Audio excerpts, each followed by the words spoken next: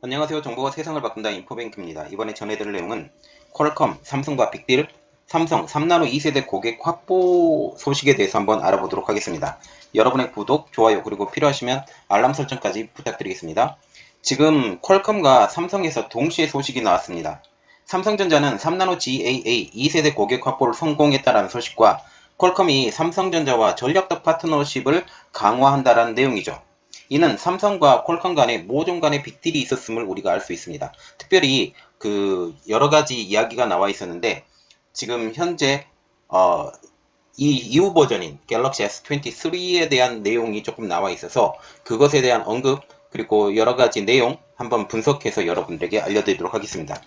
그래서 지금 이번에 알아볼 내용은 퀄컴, 삼성과 빅딜, 삼성 3나노 GAA 2세대 고객 확보 이 내용을 가지고 한번 시작을 해보도록 하겠습니다. 삼성전자가 지난 28일 차세대 첨단 공정인 GAA 2세대 고객 확보에 성공했다는 소식을 전해왔습니다. 모바일 분야 대형 고객사라고 공식화한 것을 고려하면 AP 등 첨단 반도체 칩 분야에서 가장 활발하게 거래하고 있는 퀄컴이라고 생각할 수 있게 되는 거죠. 왜냐하면 지금 AP 분야 그리고 특별히 반도체 칩 분야에서 할 만한 대형 고객사가 별로 없어요. 우리가 기본적으로 생각해야 될 회사가 애플, AMD, 엔비디아, 그리고 미디어텍, 뭐 퀄컴 이 정도 수준밖에 안 되죠. 이 정도 수준밖에 안 되는데 지금 미디어텍과 같은 경우는 인텔과 계약했다라는 말이 나오고 있습니다. 지금 향후 제품에 대해서 그리고 애플은 완전히 TSMC 쪽으로 갈 거고 AMD도 거의 마찬가지고 그러면 남은 것은 엔비디아와 지금 퀄컴인데 엔비디아도 지금 거의 TSMC 쪽으로 많이 가 있기 때문에 우리가 기본적으로 생각할 수 있는 회사가 퀄컴이라는 뜻이죠. 그래서 기본적으로 거의 정답이 정해진 내용입니다. 퀄컴도 지난 27일 삼성 갤럭시 기기들을 통한 최고의 프리미엄 소비자 경험을 제공하기 위해 삼성과의 전략적 파트너십을 강화했다고 발표하고 있습니다. 삼성과 퀄컴 양사는 3G, 4G, 5G 및 다가오는 6G 모바일 기술에 대한 특허 라이센스의 연장 계약도 체결한다는 것이 골자가 되죠. 그러나 더 중요한 내용은 이 후에 나와 있습니다. 그것도 제가 언급을 해드릴 테니까 끝까지 한번 들어주세요. 퀄컴과 삼성전자는 스마트폰, PC, 태블릿, 확장현실인 XR 및 다양한 기기들에서 차세대 삼성 갤럭시 제품 개발을 위해 스냅드래곤 플랫폼과 관련해서 협업하기로 확대했다라는 거죠. 그래서 우리가 눈여겨봐야 될 것은 스마트폰, PC, 태블릿, 이 확장현실 모든 다양한 기기에 들어가는 것이 지금 퀄컴의 핏에 맞는 것으로 지금 공동 개발하기로 했다라는 그런 내용이죠. 양사는 본 협업을 발판으로 기술 리더십을 확대하고 세계 최고의 기기 경험을 제공함으로써 성공 궤도를 이어나가겠다고 설명했습니다. 크리스티아노 아몬 퀄컴 사장 겸 CEO는 이번 라이센스 연장 계약 체결은 퀄컴과 삼성의 장기적인 상호 협력 관계를 보여주는 것이다.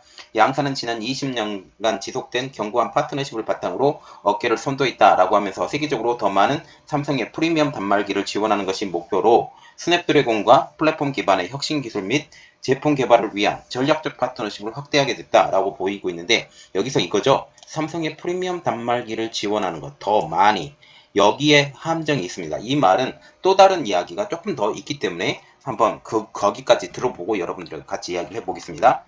노태문 삼성전자 MX 사업부장님은 퀄컴의 혁신 기술은 모바일 업계 성장에 혁신적인 역할을 했다라고 하면서 이번 협업은 수년간 긴밀하게 이어진 삼성과 퀄컴의 전략적인 파트너십을 기반으로 한다.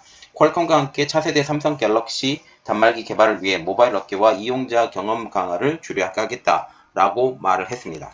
이렇듯 삼성전자와 퀄컴의 관계는 지금 현재 더 이어지는 것으로 보인다라는 것이죠.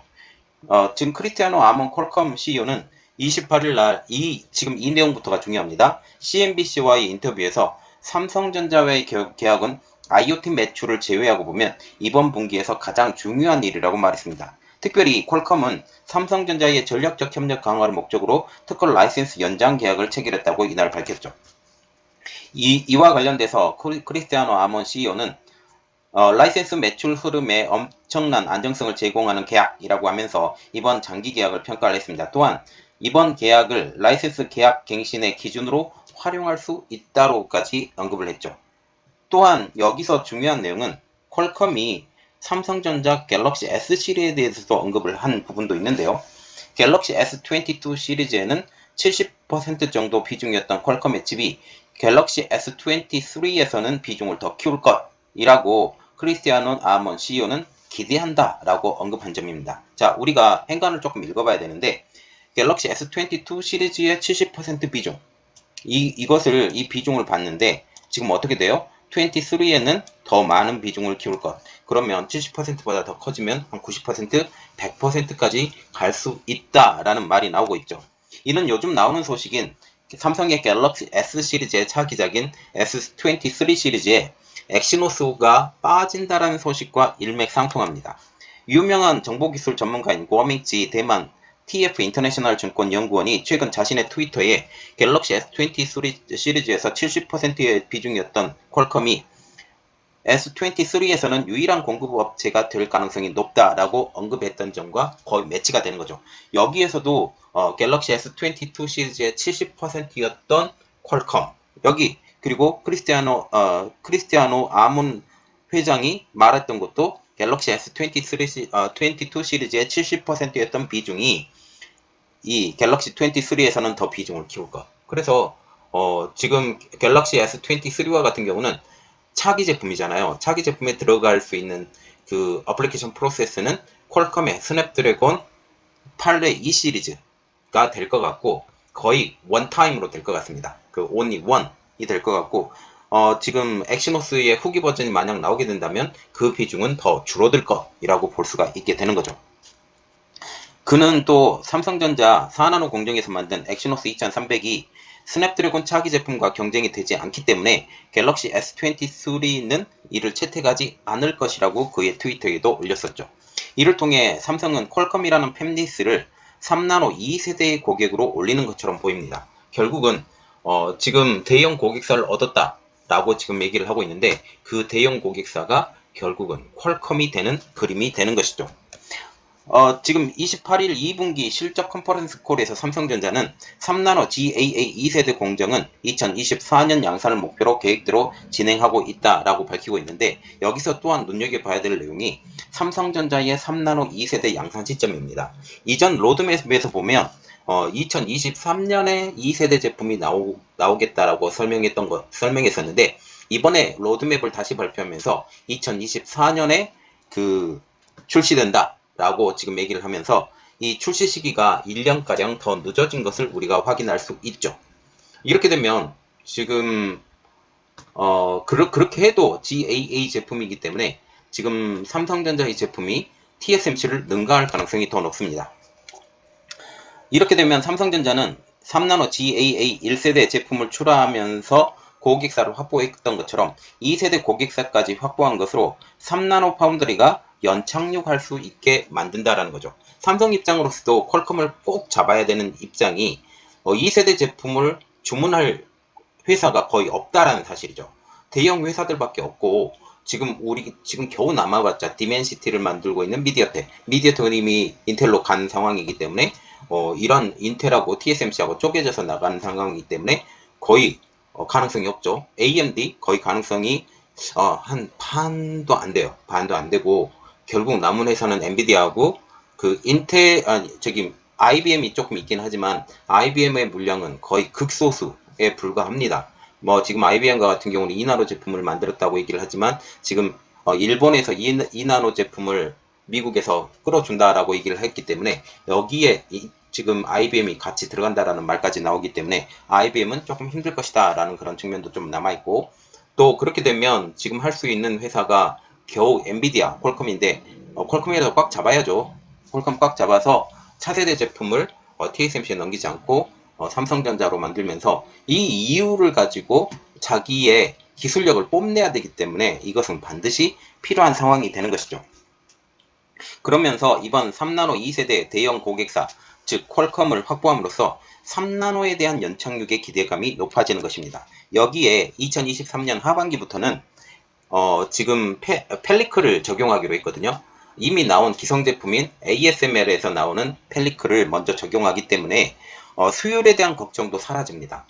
지금 TSMC와 같은 경우는 지금 투과율이 펠리클의 투과율이 85% 정도 된 투과율을 가지고 있는 그 펠리클을 사용하고, 삼성전자와 같은 경우는 90%가량의 투과율이 되는 그 펠리클을 사용하기 때문에 이 수율 문제에 대해서는 너끈하게 넘어갈 수 있다라는 게 저 개인적인 뇌피셜입니다. 그래서 지금 수율 문제도 거의 끝났고 2023년 하반기부터 이제 3나노 1세대 제품이죠. 여전히 1세대 제품이고 2세대 제품으로 넘어갈 때는 이제 펠리클까지 적용한 제품들이 나오기 때문에 이때부터는 제대로 TSMC와 맞붙을 수도 있고 그렇게 삼성을 괴롭혔던 수율 문제가 해결이 될 것 같습니다. 또한 TSMC와의 경쟁에서 이제 수율 문제가 거의 해결이 되면 이제는 생산 단가 문제까지 넘어가고 좀 더 저렴한 방법으로 물건을 만들어낼 수 있기 때문에 지금 포토마스크보다 펠리클이 훨씬 더 싼 상황이기 때문에 이러한 것들도 많이 해결될 것처럼 보이고 있죠. 이렇듯 삼성전자는 3나노 GA 1세대 제품을 출하하면서 2세대 고객까지 확보하는 것, 이것은 결국 연착륙의 기대감이 높아지게 되는 것입니다. 물론 이번에 삼성전자와 퀄컴의 협상, 어떻게 보면 빅딜, 이것을 통해서 S223의 퀄컴의 제품이 단독으로 채용이 되더라도 삼성전자 LSI 사업부가 엑시노스를 포기할 가능성은 거의 없습니다. 중저가 제품에 이미 엑시노스가 어느 정도 사용되고 있기 때문이기도 하지만 고사양의 제품에 대해서도 이제 그것을 포기할 생각이 없어요. 제가 계속 영상을 올려드렸던 게 뭐냐면 전용 칩을 만들 것이다 라는 그런 내용이죠. 그래서 이번은 건너뛰고 삼성 전용 AP, 그러니까 삼성 기기에 맞는 AP와 그리고 범용 AP, 투 트랙의 전략을 고수할 것처럼 보인다라는 사실이죠. 자, 그래서 이번에 삼성전자와 지금 퀄컴과의 그 컨퍼런스 콜이 동시에 열렸는데 1일 차이로 동시에 열렸죠. 동시에 열렸는데 그 퀄컴의 아몰 CEO가 이제 S23에서는 더 많은 퀄컴의 제품이 들어갈 것, 이것을 기대하고 있다 라고 했던 그 내용을 가지고 지금 이야기를 시작을 했습니다. 여러분들이 이것에 대해서 많이 도움이 되셨다고 생각을 하시면 구독과 좋아요 그리고 필요하시면 알람 설정까지 부탁드리겠습니다. 감사합니다.